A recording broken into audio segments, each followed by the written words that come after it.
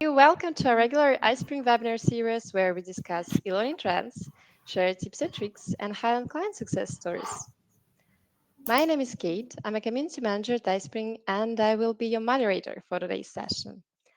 And today's webinar is called How to Set Up iSpring Learn LMS, an A to Z guide. And over the next hour, we're going to expand our knowledge of LMSs and give you a detailed overview of iSpring Learn LMS. And now let me introduce you to our customer success lead and your presenter today, Damian Klein. Hi, Damian. How are you doing today? Hi, hello, I'm good. How are you? I'm feeling great and I can't wait to get started. All right, I hope you can hear me well. Yes, Hello, perfect. everyone. Yes, again from my side. Welcome to our today's webinar. And thanks, by the way, for everyone who was in London the last week and who attended our booth at Learning Technologies 2024. I hope everyone liked it.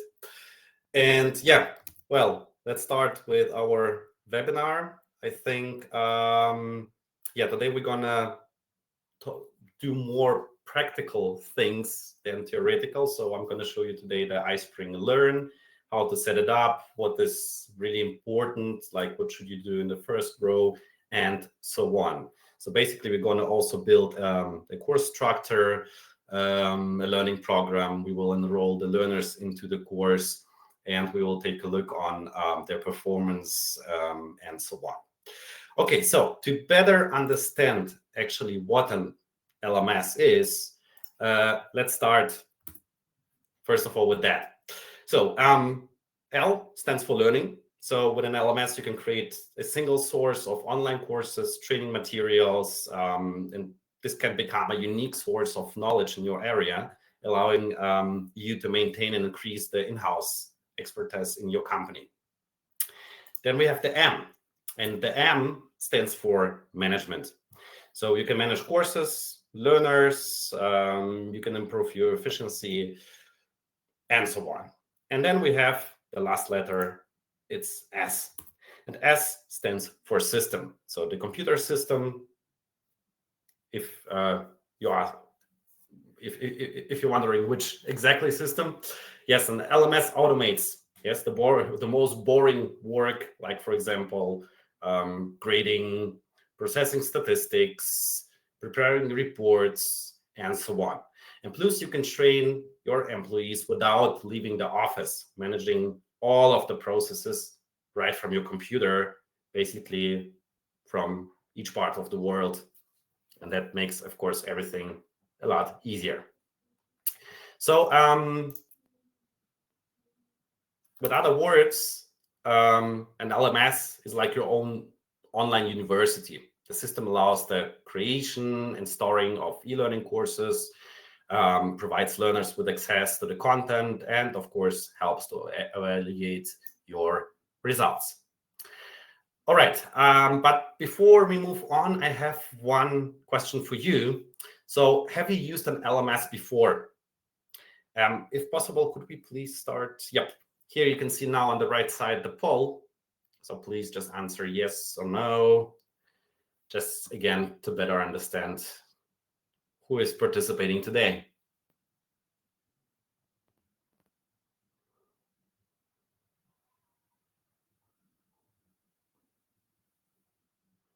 Okay. So we have for now 58% of our participants, 56% of our participants already used an LMS before. Okay. I think that's good. More than a half of our participants used an LMS before. And for everyone who answered yes, I would like to ask the following question. Why do you use your LMS? Here we have some options for you. If you want to give your own option, why not? You can always use our chat and write there. And by the way, I really like that already 86% of our users, 88% of our users use the LMS for everything above. Yeah, that looks good. Okay.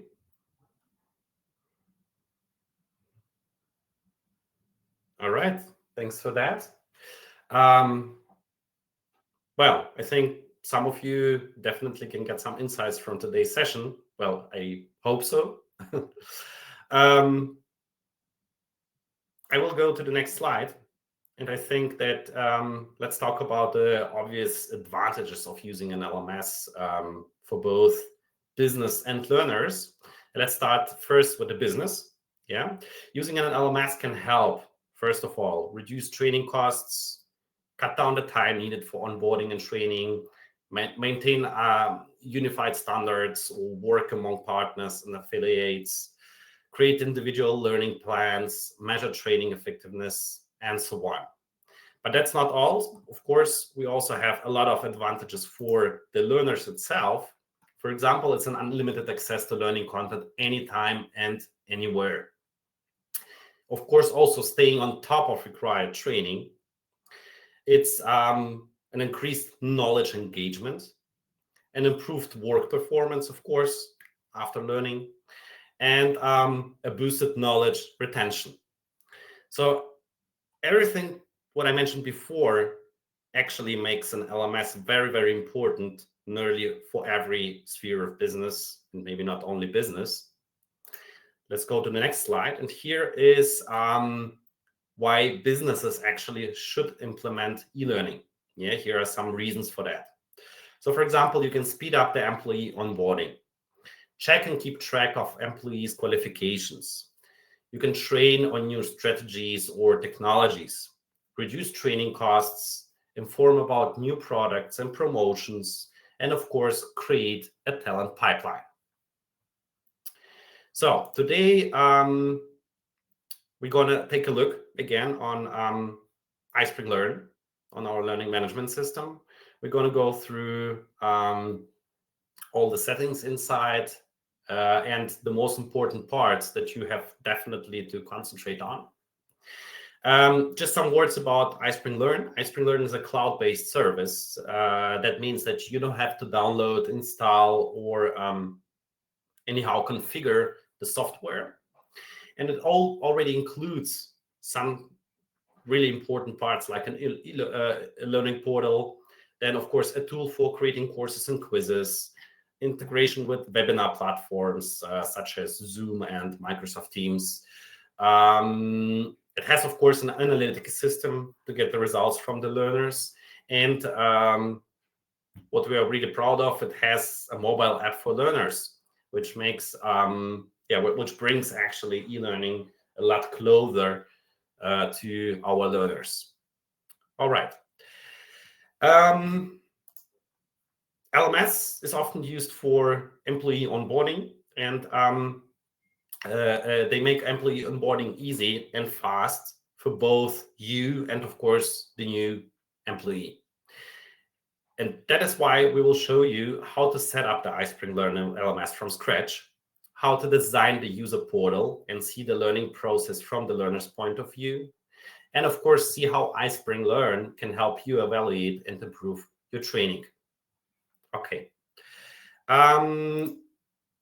First of all, let's cover what employee onboarding is. It is a series of steps actually that provides new hires with the chance to get to know their team and learn, for example, about their organizational culture, attitudes, methods, rituals, and the tools of their new workplace.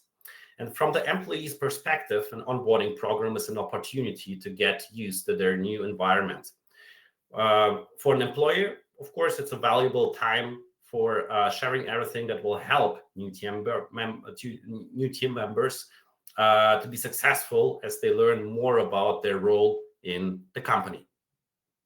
All right, so now I think it's time to share my screen, and we'll go through the iSpring Learn LMS.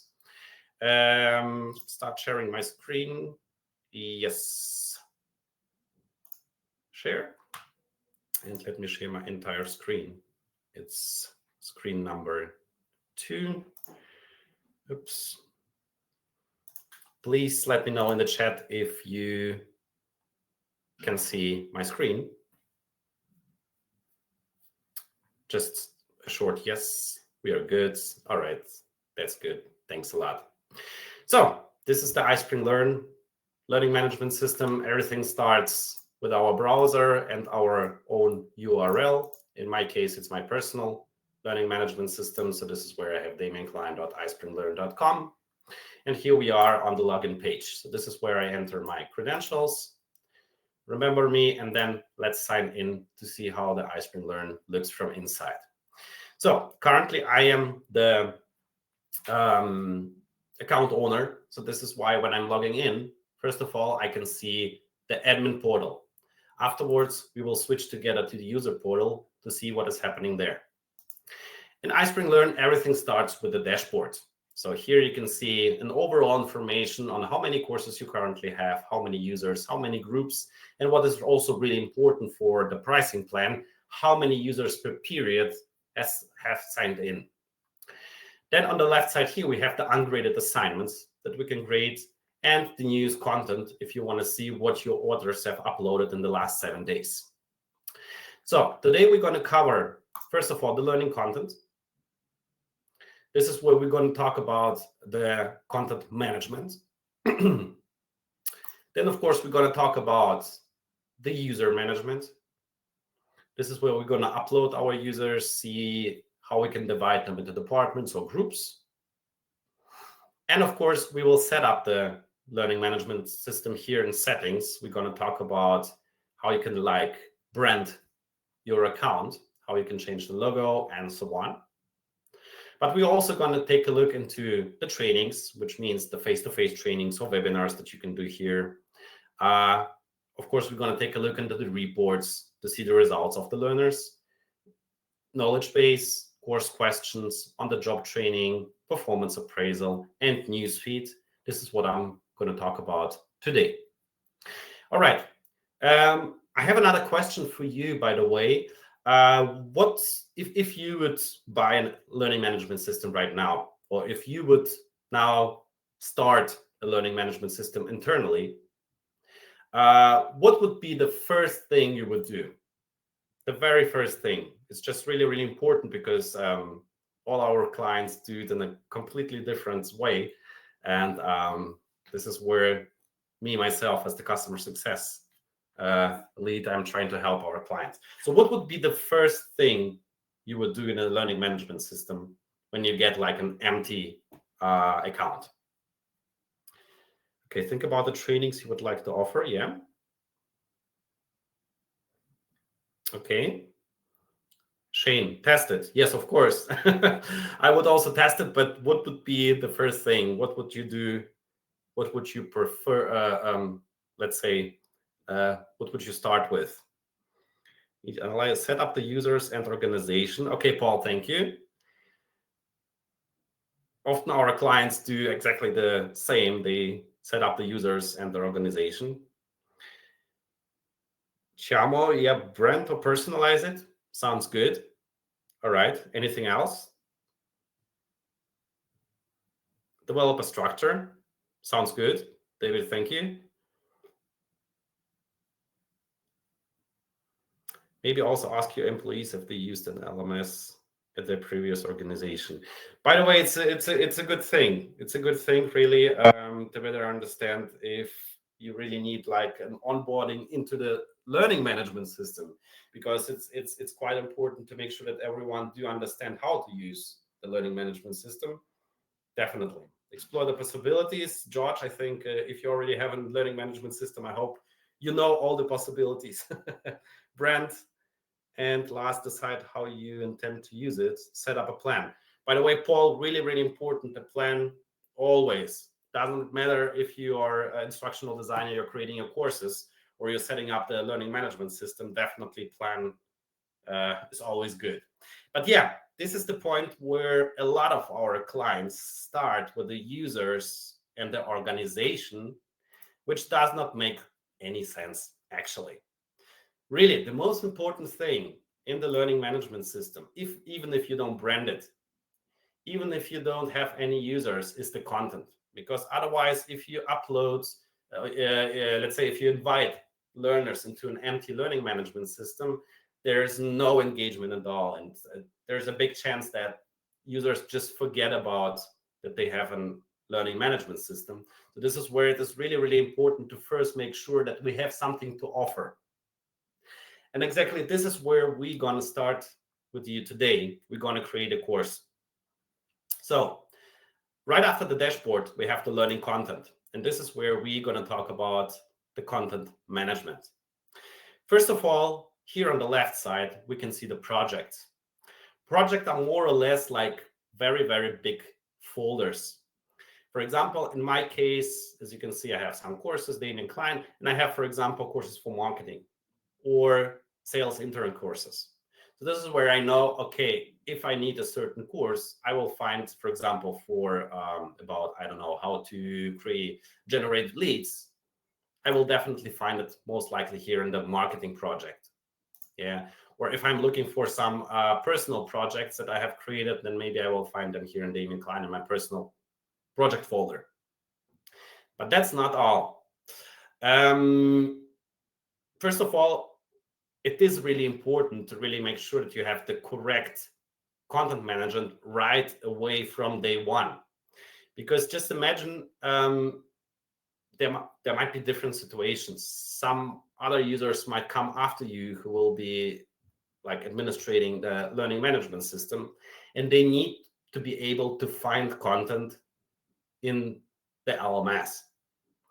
And this is what is possible just when you create the correct projects.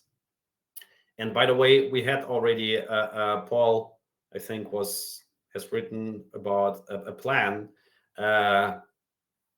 That's important that you make a plan of how would you like to set up basically the content in the learning management system so that everything is clear for everyone. It doesn't matter who will actually join the learning management system. What is really important about the project is not everyone has access to this project. So the only person in iSpring Learn who has access to everything is the account owner. But there can be only one account owner, but there can be several account admins. But account admins cannot see all the projects, which means if you're creating a project, for example, let's say I have created a sales intern project where I would like to store all my materials for sales representatives, and I want to share this project so that basically some other admins or some other department admins, for example, from the sales department, needs also access to this project. So this is where I can share the access to this project by clicking here on the top on Add Collaborators. This is where I can see basically everyone who is an admin in my account. In this case, for now, it's just Irina. And I can give Irina the access so that she can edit my project or she can just view my project. For example, if she can only view it, then she will be able to enroll certain guys from the sales team, but she will not be able, for example, to delete anything from my project or to change the names or something in that way. It is, by the way, also possible to share access to a certain project. So, for example, I have here some courses. I have here a first aid course, and I want to share just access to the first aid course. No problem. You go here on the three little dots, or you can also mark it. And then we have here the option to click on collaborate. And again, add collaborators, and I can decide who should have access to this project. So this is how it works with the projects. Then we have to take a look on the structure of the content in iSpring Learn. For you to better understand, in iSpring Learn, we have three different levels of content. The first level, the smallest one, is called a content item. So a content item might be a presentation with interactions here. By the way, it was created with our iSpring Suite authoring tool. It can be a page. And this is, by the way, the point where I should say we can also create content directly in iSpring Learn by clicking here on the top right on Create. And then we have the option to create scrollable courses and quizzes. A content item might also be a video or a podcast like an MP3 file. Maybe it might be a PDF or a PowerPoint presentation. That's also possible. This is what we call basically a content item. Content items can also be used as standalones. So if we do not want to go to level number 2, we can also say, okay, I want just to use a page, a normal page, and enroll a user just to this one certain page, and that's all. This is possible. But of course, not enough for us, because today we have talked a little bit about employee onboarding. And of course, we need a lot more for such an employee onboarding than just one page. So this is where we go to step number 2, or better to say level number 2. And these are courses. For example, here you can see I have the first aid course, the IT security course, and so on. So what is the difference? All these content items here, that means here in my case, it's the presentation, for example, with interactions, how to get started working from home, IT training, the mentoring page, can be put together in one outline in the course. So let's, for example, create one. On the top right here, I will click on course. And here we are directly in our outline. I go to add, and I have here the option to select my materials. Let's open again the project courses. And here we are, how to get started working from home. I want to add this one, and I want to add the IT training page. Here we are. Continue. The next pop-up shows and asks me basically what I want to do. Do I want to create a separate copy or a linked copy? The difference between that is if you create a separate copy, of course, if you will change anything in the original file, nothing will get changed here internally in this course. But if I create a linked copy, it is more than enough to just create the original file, to change, to edit the original file, to also apply the same changes in the linked copy here in the course. So this is why I always recommend that if you are setting up a content management here in iSpring Learn, to have a small little folder called, for example, source files or content items, something like that, where you just can store all the files that you are using internally in a course, so that afterwards you can create linked copies, because you have to understand that sometimes maybe you have content that might be used in several courses. And then if you're creating a linked copy, you will not have to really go back and then always think about, okay, where do I have used this content item? Where do I have to search for it? So again, it's just easier to create, then in that case, a linked copy. Copy, and that's all. Here we are. We have now our outline consisting of 2 content items. We can give a name to the course. So let's say this is part 1. No, let's say this is a course about, I don't know, about our company. Why not? Let's call it in that way, because we're gonna create basically an outline for an onboarding. So this is about our company. Then we have here different settings like generals, where we have the title, subtitle, description, where we can also, by the way, change the thumbnail, the cover image, and also very important, the instructor, because this is the person who will get all the questions from the learners. So don't forget about that. And then if we check through all the settings, also including, by the way, the notifications, really important, the availability. This is where we can set up automatic enrollments, self-enrollments, and also, by the way, self-enrollment, yes, there are 2 options on how you can actually enroll a person to a course. So you can do it from the admin perspective. So you're just going to this course, you're going into the enrollment settings. Here, you click on enroll users, and that's all. Yeah, so you search for the name or for a certain group, and you enroll all the users to the course. So in that case, it means that this course is more or less obligatory, because it was the person was enrolled by the admin. But here again, if we go back to availability, there is the option to self-enrollment. And this is where I can say allow learners to enroll in a course from the catalog. So in iSpring Learn, it is possible to create a catalog so that the learner can basically gain extra knowledge. So the learner will have some kind of a certain obligatory course outline. So the courses that they really need to complete, something like, I don't know, some compliance courses, maybe some fire safety courses, something in that way. But if the person wants to get better in his job, then of course, why shouldn't we help this person by creating a catalog with additional materials to make, first of all, the learning management system more engaging, and then secondly, of course, to help our learners to develop. I mean, that's all we want by using the learning management system. Okay, then we have the completion settings here. This is where we can issue a certificate. We can set up the course re-enrollment, again, which is, for example, really important for compliance courses. And we can enable or disable course reviews. Then we have the enrollments tab. You already saw this one. So this is where we say enroll users. We have the option to search by names, for example, or we can use the advanced search to search by departments, by job titles, groups, by the manager, or even we have more settings here, more filters. So we can even search by the first or by the last name. That's also possible here. And that's all. So we have created basically a course, nothing special. So this is level number 2. But sometimes this is not enough. And this is where I'm talking about the onboarding training, because the onboarding has a lot of different courses from different areas. So you have to know about the company. You have to know about maybe some security stuff internally.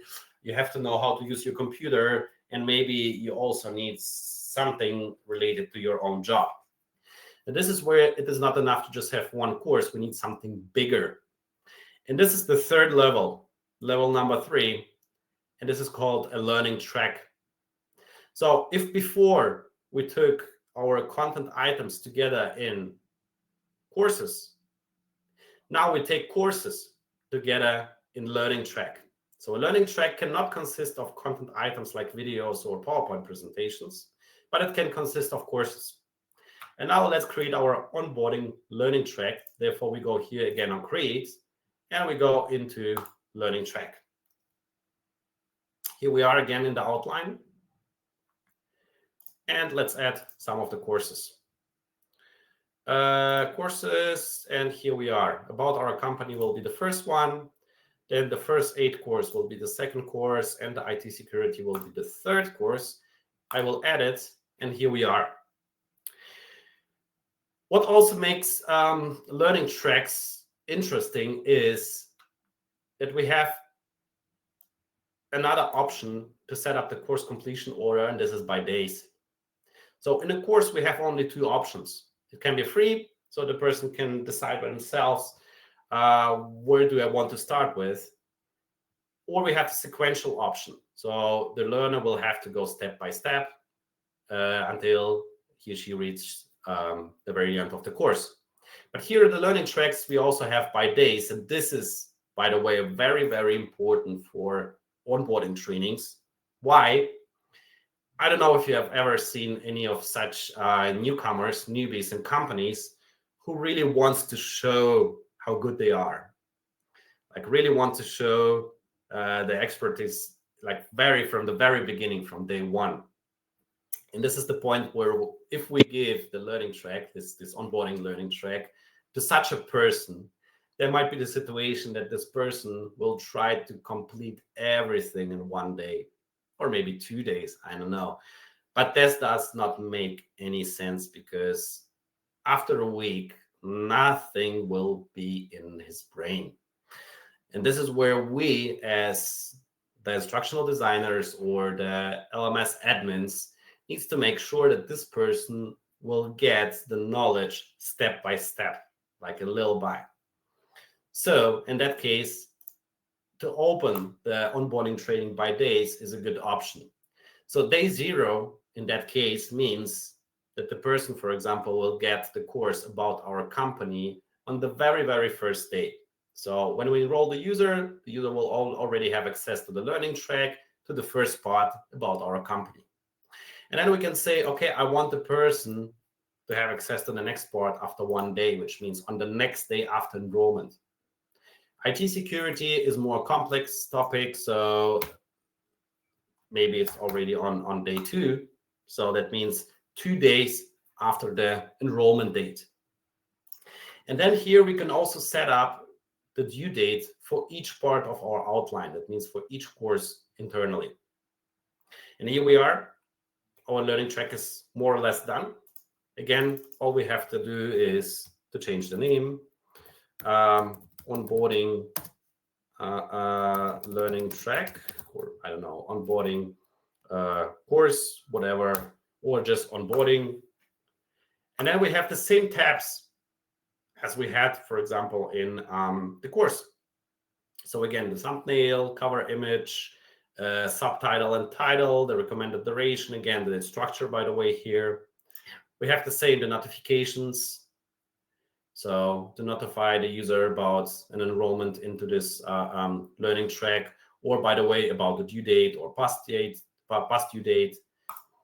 Then again, the availability, by the way, here you have to be careful. We have the automatic enrollment just as in the courses, but we do not have the option to add the learning track into the catalog. So for today's, I'm afraid, just not possible. And again, the same, the completion. So this is where we can issue a certificate. By the way, also not possible to re-enroll a user automatically into a learning track, but this is possible with each single course. And enrollments, just the same as we had in the course. And that's all. Basically, we have now created our first learning track. And yeah, I think we need to go now to the second part. And I think a lot of you would do, again, the users.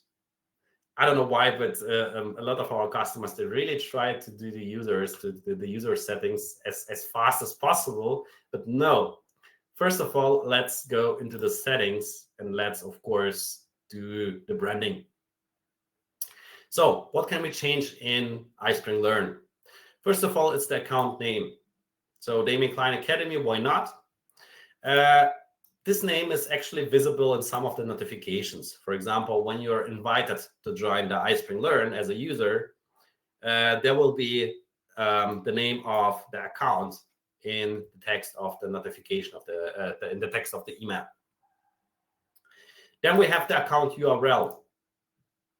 So by default, for free, you can use the third level domain. So you can change the third level domain, which means here, in my case, it's damienklein.ispringlearn.com. But in iSpring, we do have also an additional service which allows you to actually change the whole account URL. So what we call it a domain alias. So in that case, you can actually see also change the second part of the first level, the second level domain, and yeah, there will be nothing about iSpring Learn. Then we have the branding. And this is exactly where we can change the color scheme, the logo, even the little favicon, and some backgrounds and covers. So for example, first of all, let's change the color scheme. So we have the accent color, it's green. So I want to change it, for example, to red. Let's do something like that. As you can see now here, by the way, the buttons, they're red now, here, here.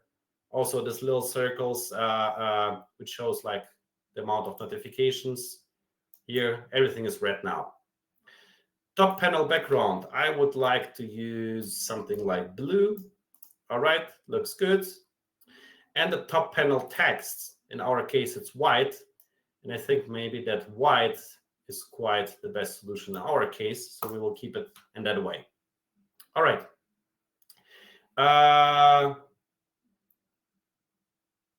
Logo, next part.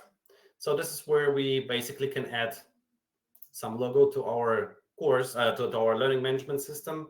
So let me just quickly search my computer. I think I had the logo somewhere here. So I will now change the default iSpring Learn logo to the iSpring logo. So here we are.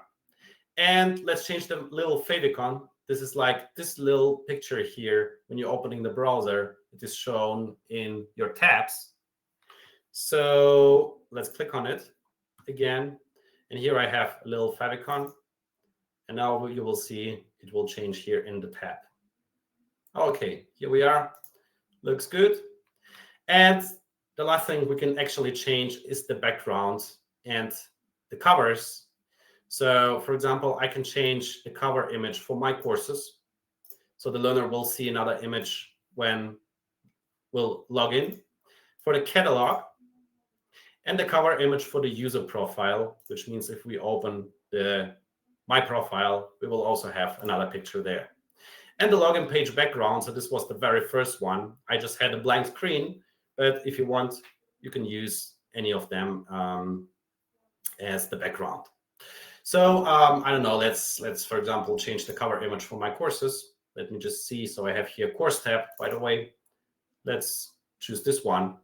And here's also a little tip. You have also always here the recommendations. So to use JPEG, PNG images, and of course the recommended size. So in that case, you really make sure that everything fits and everything will look just fine. Okay, everything is done. We click on save. And this is basically nearly everything we can do with the branding.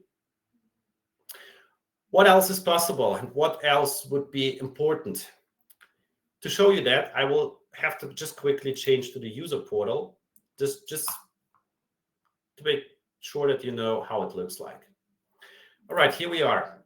So as you can see, this is the picture that we have uploaded, our new colors, the new logo, and the very, very first page. Again, it's my courses. So this is where I can see the list of the courses that I need to complete.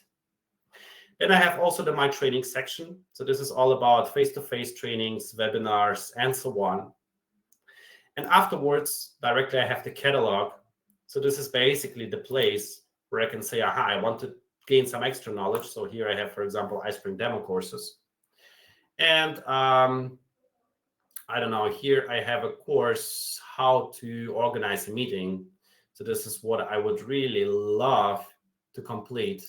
This is where I go inside to see what this course is about. Duration 51 seconds. All right, that's a good course. And then I have here two options. I can have the button enroll myself, or I have the button here request this course. And that means I have to first of all get the allowance of the admin before I can get this course. And then we have some other options like news. This is like the news feed where we can gain some, I don't know, for example, here we have a new CEO. Yeah, so something that everyone, I think, should know. Then we have the My Team section, but this is more about reporting. So this we're going to talk about it a little later. On the job training, so these are trainings with checklists. If you're working, for example, somewhere in a shop and you want your, or not you, basically your admin or your trainer want to test if the practical part, let's say, of your job. So they can create on the job training, they can create a certain checklist. And then, for example, grab, I don't know, a laptop or a tablet with the iSpring Learn to go into your shop to see how you as a learner perform while you're working, like basically your practical knowledge. And then based on that, they can fill out a certain checklist, and then they can decide on whether the checklist is completed or not.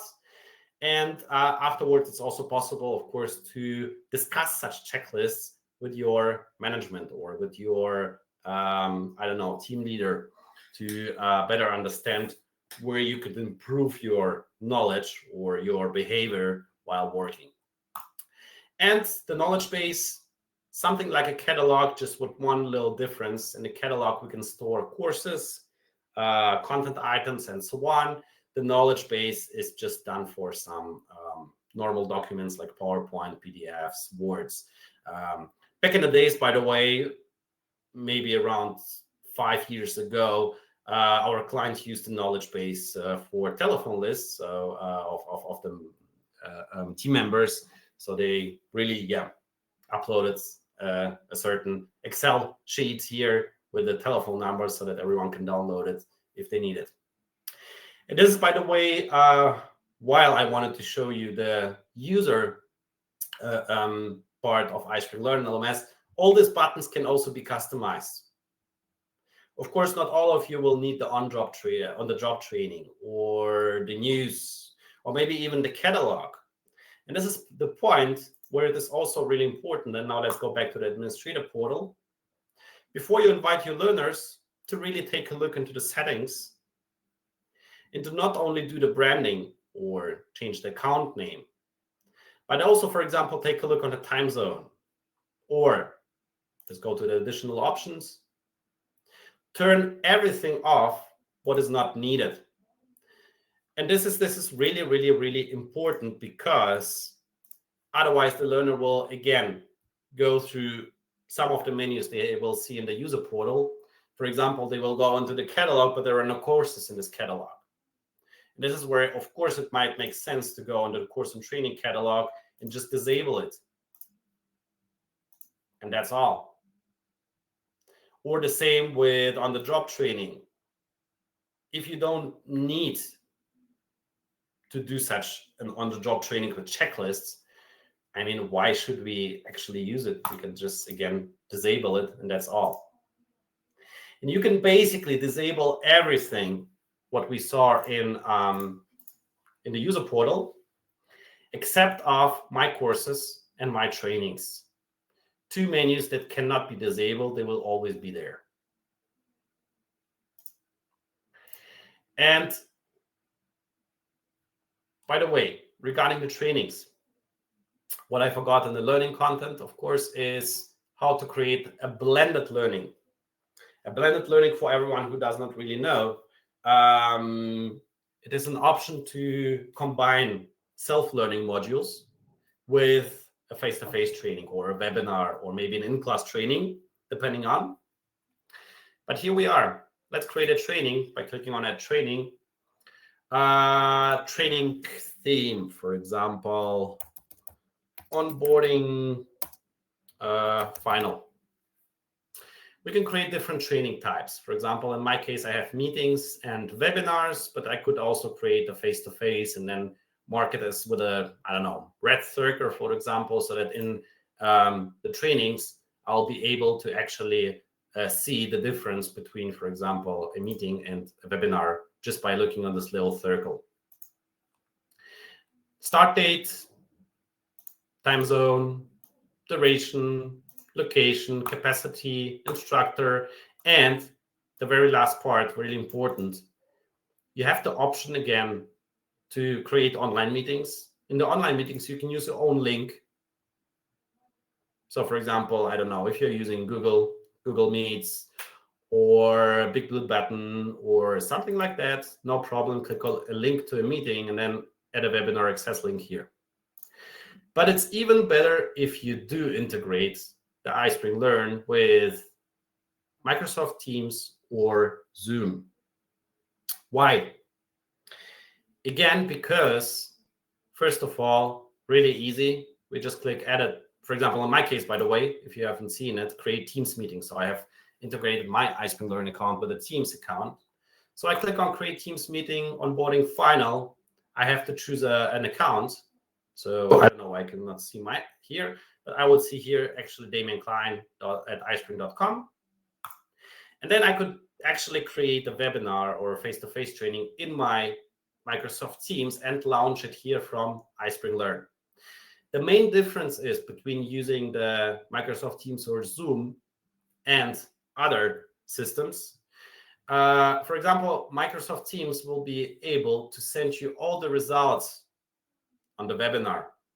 So you will not have to actually go back into iSpring Learn and then manually mark the attendance of your learners. So everything will be done automatically by the system. And sometimes it might be also important to see how long was the person in such a call. So now we have here our session number 1, which is actually from 2 to 3 p.m. And there might be the option that, I don't know, somebody has joined the meeting for maybe 10 minutes, not for the whole hour, and then has left it. The attendance will be marked as attendant. But 10 minutes, I mean, that's not serious. So this is where the point where it sometimes really makes sense to take a deeper look, let's say, into the reports. And of course, when you're doing it manually, you might mark the attendance like as attended or not, but you will never be able to really record the time of attendance of a certain learner, especially if you have like 30, 40, 50, or maybe up to 100 learners. That's nearly impossible. So now we have created our onboarding final meeting. Again, the same tabs, by the way, general notifications, completions.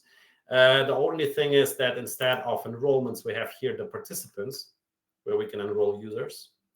And the attendance, this will be done afterwards. Here we will have a list of our attendants where we can mark their participation there and see their confirmation status, by the way. And now we can go to the learning content. And let's say I want to use the blended learning about my company course. So we have already here our iSpring Suite course. We have here our page. And now I want to add a meeting. And this is where I go to training. Here's my onboarding final, add, and that's all. And here we are. By the way, again, regarding the course settings, here I have the module navigation. And this is where I can say, instead of free, I set it to sequential. And now I have, first of all, to complete the PowerPoint. Then I have to complete the page. And only then I can participate in the onboarding final. So easy as it is. And now, after we have set everything up, now finally, we need to invite our users. So this is where we do the user management. The most important thing for user management is, first of all, to decide on the departments. For example, I have an integration with Bamboo HR. So this is where I see all the departments that I have in the Bamboo HR system. But for me, it's also possible actually to create my own. And this is where we have always one main company. For example, this might be iSpring. And then we have the departments inside. So for example, I have department number 2 in department number 1. Department number 1. In department number 1, I have the sub-department number 2. Inside the sub-department number 2, I have sub-department number 3. And you can do it, I think, up to 8 levels. So this is the first thing you should do before inviting the users. Really make sure that you know how you want actually to use the departments. Because in iSpring Learn, it is not possible to live without departments. Every user has a department. And I do not recommend to just use this first one, I mean the company, because as you can see, you can also add the learner to the very, very first company. But sometimes you might have problems with the reports when adding users to the main company. So this is where it is a lot more important to create departments, sub-departments, or even maybe sub-departments. If departments are not enough, make sure to create groups. For example, what's the difference? First of all, departments are obligatory. So each learner must have a department, but groups are optional. The best example that I have for groups is, let's imagine you have a lot of courses for team leaders. And you have, for example, in each department, you have a team leader. When you're going to learn all the team leaders to a certain course without having a group called team leaders, you will have to search for everyone by the name. So you will have to remember the name of, for example, the team leader of the first department, the second one, the third one, and so on. You can do it, but imagine you have like a really, really big structure. This is where it makes a lot more sense to create a group called team leaders, to put every user directly on the very first day into this group. And then all you have to do afterwards, if you can remember in the courses where we had the enrollment tabs, I had the option to filter, let's say, the users when enrolling. So this is where we can just choose a certain group, for example, team leaders, and then we would like enroll everyone just by making one click. And that's all. All right. Next part is, how can we invite a certain learner into iSpring Learn? The easiest way is just clicking on new user and then filling out all the fields here that we have in the user profile. It's good when you're adding 1, 2, maybe 3 learners, but starting with 10, 20, 30 or more, that's not an option. The second part is we can import users using an Excel sheet. So in the first step, we have to import the template. Then we have to open our Excel. I think you might not see my screen, but okay. So then you can copy paste all the learners into the Excel sheet. In the step number 2, by the way, you have also a little article on how to fill out this Excel sheet.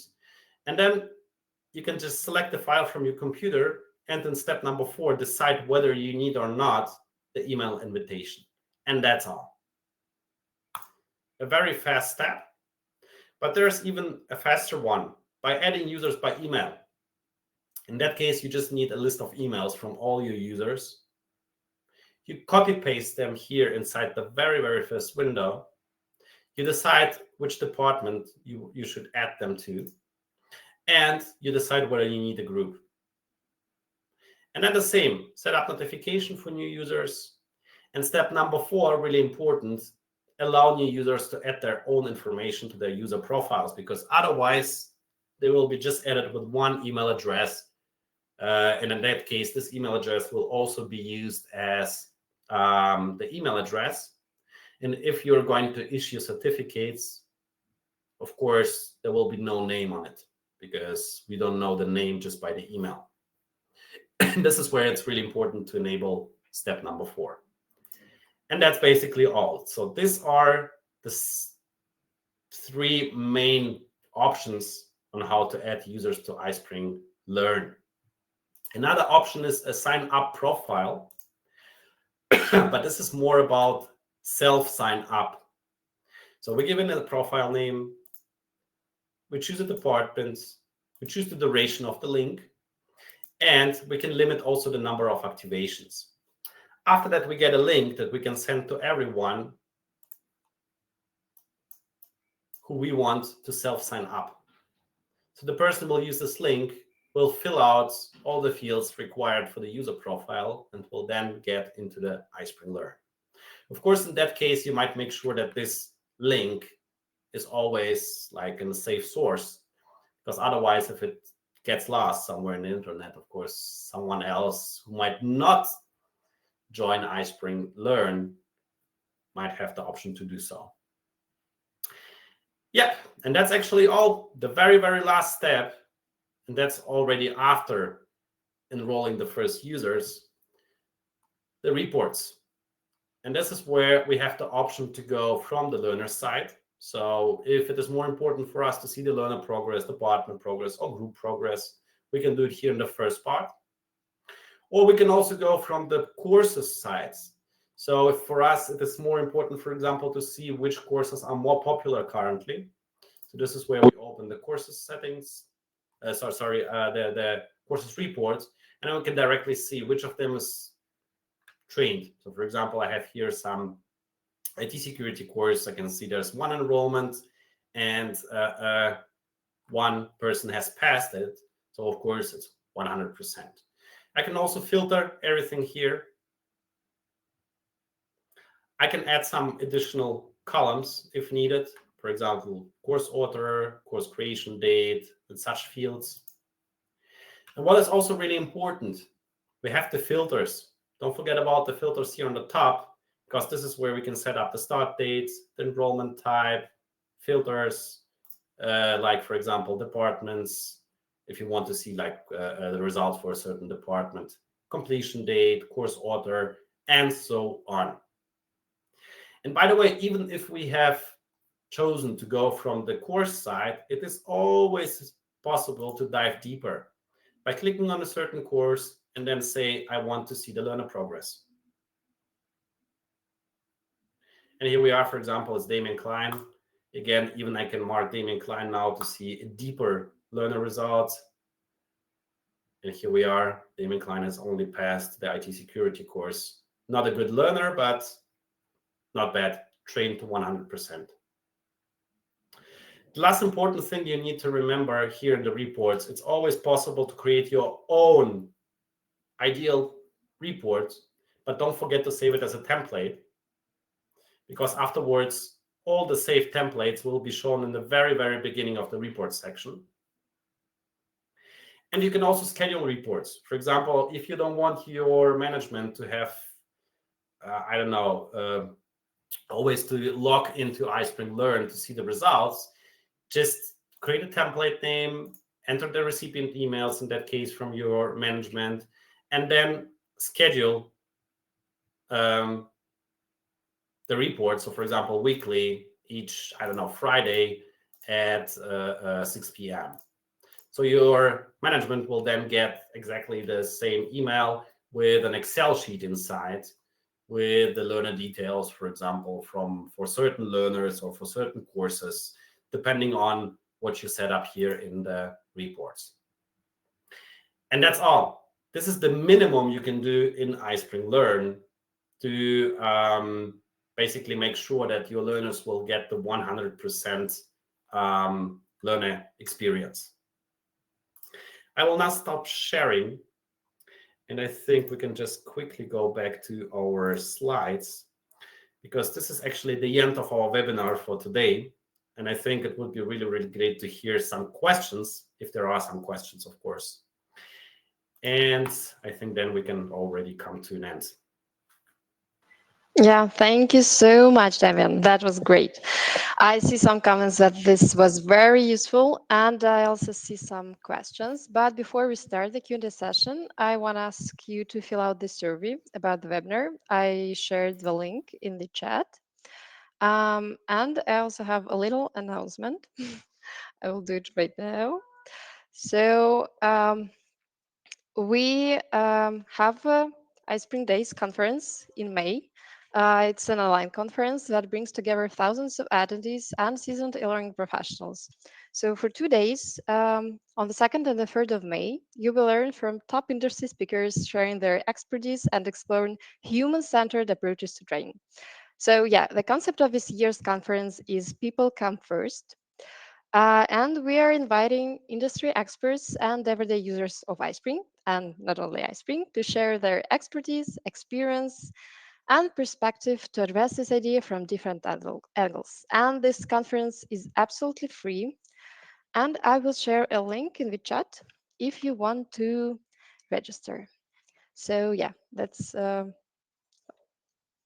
all for my announcements. And let's see, I saw some question about the Microsoft Teams integrations, but I think you've already answered it.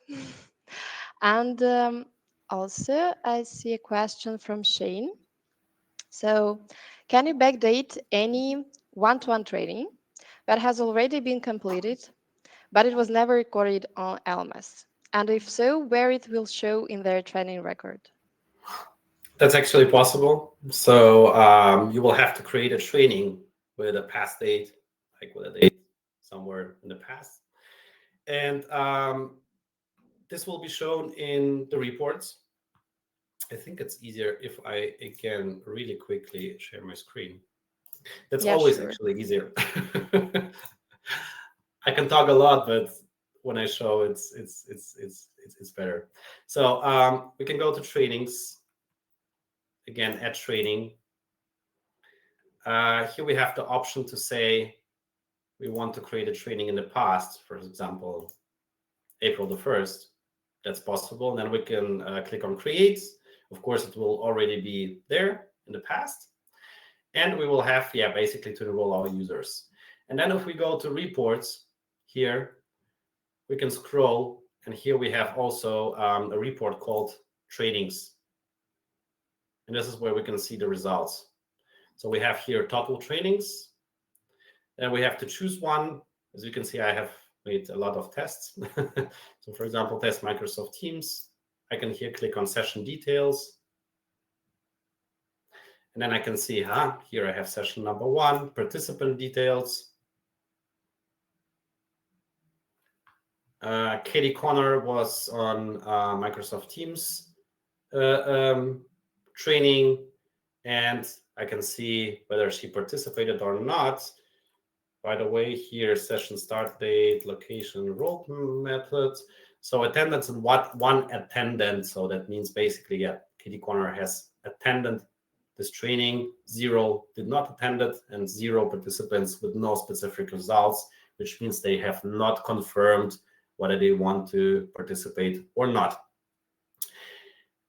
That's, I think, all regarding the trainings. Quickly regarding the Microsoft Teams integration, very easy. We have here the service option. We go inside the services, and then we go to webinars and online meetings, and this is actually where we can just turn them on. So the most important thing is that, of course, you need a paid account for both Zoom and Microsoft Teams. And for example, regarding Microsoft Teams, you will need to have the admin rights, or you need to ask your admin from your Microsoft, I don't know, Azure account or from your Microsoft 365 account to enable the integration with iSpring Learn. This is what you can do, by the way, here. So let me just quickly disable it. If I turn it on, I have here this link. So I will just have to send it to my admin so that the admin can say, okay, I'm okay with using Microsoft Azure Active Directory together with iSpring Learn. In Zoom, of course, the same. You will have to have the admin rights, or you will have to be the account owner of the Zoom account. Okay, that's, I think, all. What is the next question?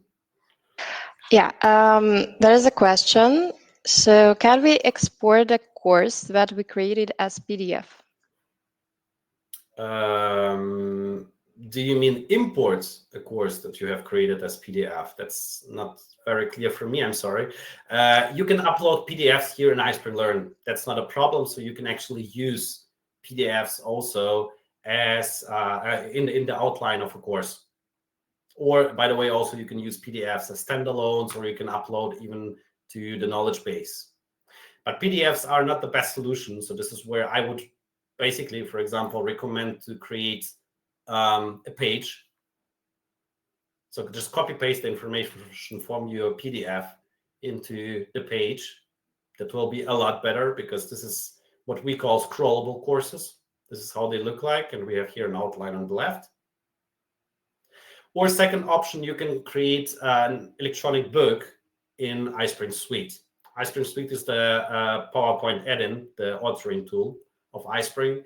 And when you are buying the iSpring Learn, you automatically get one seat for one license with one seat for the iSpring Suite. And this is where you can use your PDF and create an e-learning book and upload it to iSpring Learn afterwards. That will be also a lot better.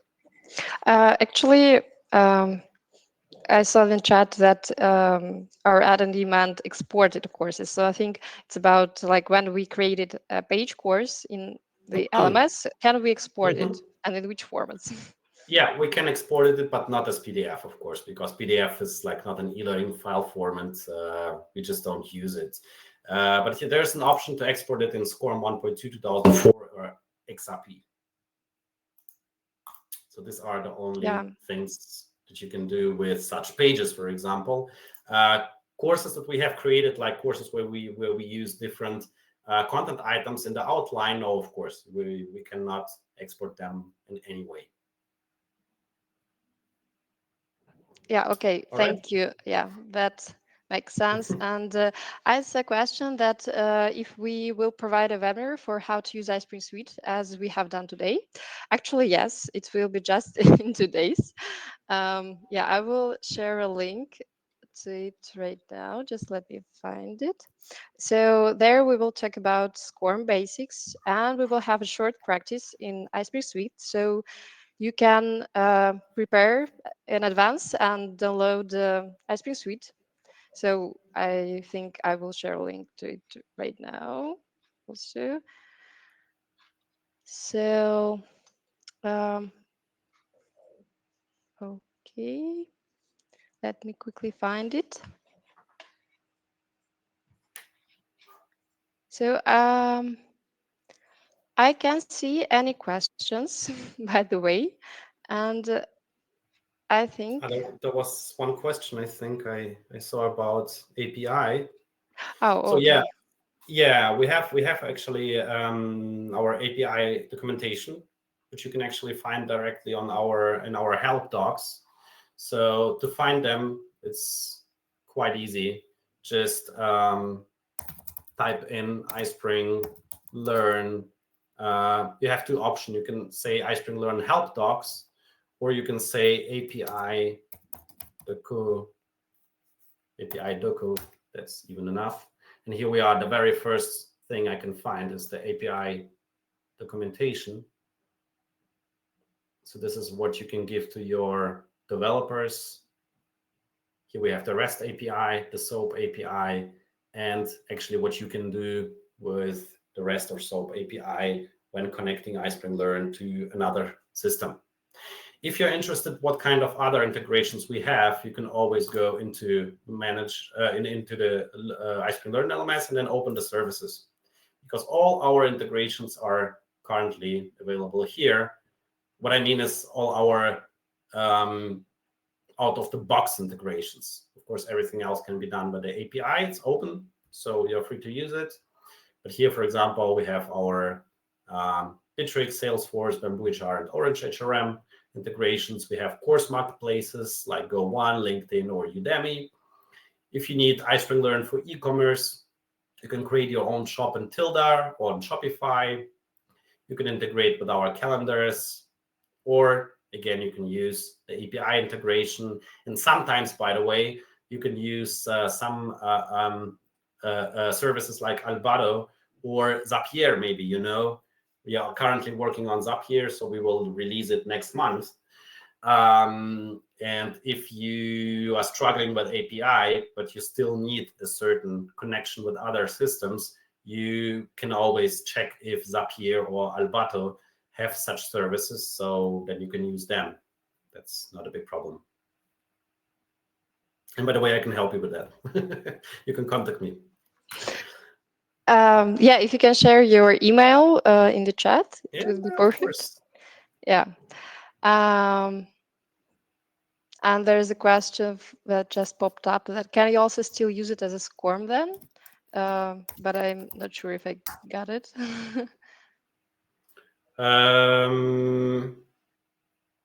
Still use it as a SCORM. If we talk about everything that is created in PowerPoint, you mean with the authoring tool? Of course, yes. When you use it for, you need to create. Okay, so when you're using iSpring Suite to create your courses, of course, if you publish anything from iSpring Suite in SCORM, that is yours. I mean, you can use this SCORM file whenever you want.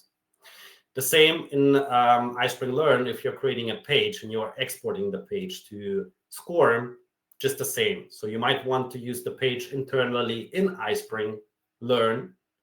But again, if you want, for example, to give it to someone else, I don't know, you have a partner or you have, I don't know, a client who needs such a page in his or her own LMS, why not? I mean, just go edit here.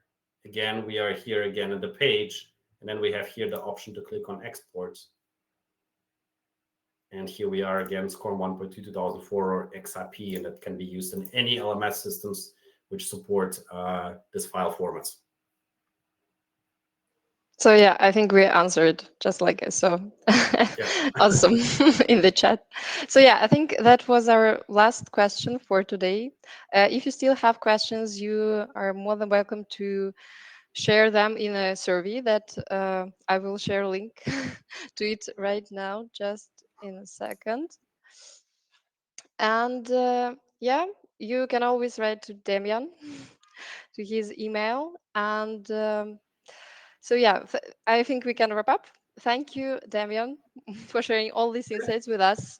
Thank you, You're welcome. everyone, for being such an attentive audience. I appreciate all your comments and feedback. Um, hope you have enjoyed, and I hope to see you next time, just 2 days. So take care. See you all next time. Have a great day.